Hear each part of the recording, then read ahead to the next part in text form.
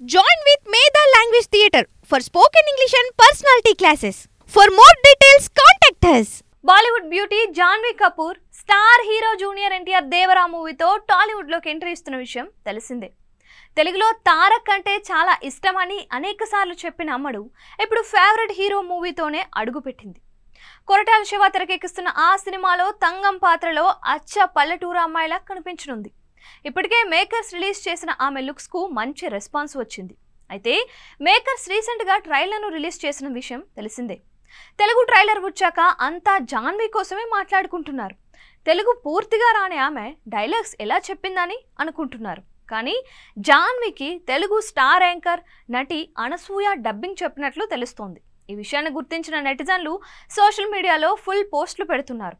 నేచురల్గా బాగా సింక్ అయిందని అంటున్నారు. దీనిపై అనసూయ లేదా మేకర్స్ ఇప్పటి వరకు అఫీషియల్గా చెప్పకపోయినా మూవీ లవర్స్ మాత్రం ఆమెనే డబ్బింగ్ చెప్పిందని ఫిక్స్ అయిపోయారు.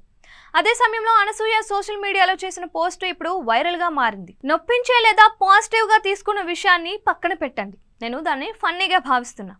వారు ఆలోచించిందే అనుకున్నదే నిజమని అసలు కొందరు ఎలా భావిస్తారు అని అడిగింది. అసలు నిజంతో పని వద్దు వాళ్ళకు, మళ్ళీ దానిపై చర్చలు ఒపీనియన్లు, అసలు నిజమేంటో అక్కర్లేదు.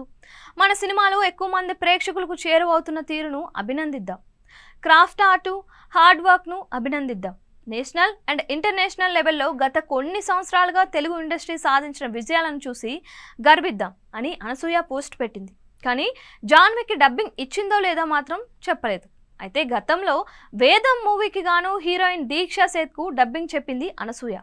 మళ్ళీ ఇప్పుడు దేవరా సినిమా కోసం తన టాలెంట్ చూపించిందని నెటిజన్లు చెప్తున్నారు. కానీ అనసూయ ట్వీట్ మాత్రం వేరేలా ఉంది.